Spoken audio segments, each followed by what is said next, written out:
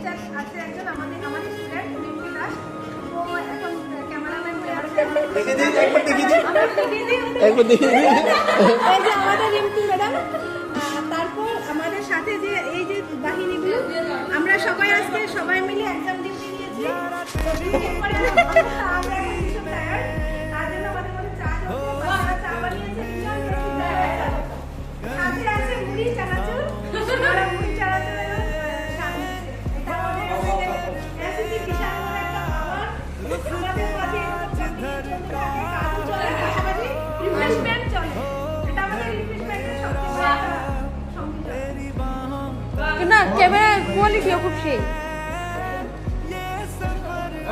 সবকিছুর জন্য আমরা একজনকে মানে আজকে দাঁড়িয়ে মানে এর জন্য একটা অ্যাসিস্ট্যান্ট হতে চাই ম্যাম, সেটা হচ্ছে আমাদের অনামিকা ম্যাম, অ্যাসিস্ট্যান্ট ক্লাস শুরু হোক।